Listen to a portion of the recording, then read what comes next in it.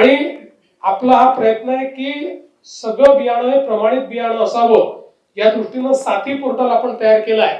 साथी पोर्टलवर रजिस्टर्ड असलेलं बियाणंच विकत घेण्यात यावं अशा पद्धतीचा आपण शेतकऱ्यांना त्या ठिकाणी आग्रह करतो, जेणेकरून त्यांची जी काही फसवणूक आहे ती फसवणूक या ठिकाणी होणार नाही आणि त्या माध्यमातून शेतकऱ्यांना योग्य अशा प्रकारचं बियाणं त्या ठिकाणी मिळेल.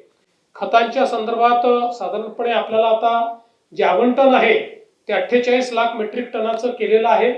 त्यापैकी आता आपल्याकडे उपलब्ध हे 25 लाख मेट्रिक टन आहे. बाकी आपल्याला अपेक्षित आहे. यावर्षी विशेषतः जागतिक परिस्थितीमुळे हा जो काही खतांचा पुरवठा आहे त्याच्यावर स्ट्रेस असणार आहे. त्यामुळे त्याच्याकडे आमचं विशेष लक्ष असेल की कोणी खतांचा गैरवापर करत नाहीये.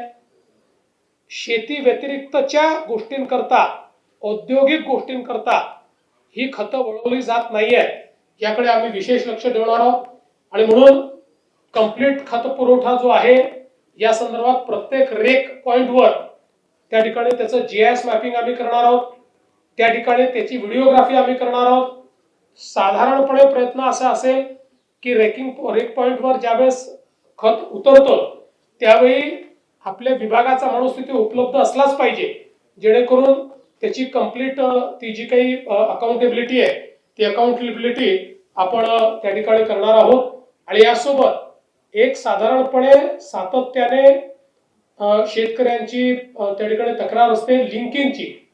म्हणजे तुम्हाला डीएपी पाहिजे तर त्याच्यासोबत या 4 गोष्टी घ्या, युरिया पाहिजे तर त्याच्यासोबत या 2 गोष्टी घ्या. या संदर्भात अतिशय कडक धोरण आपण घेतलाय.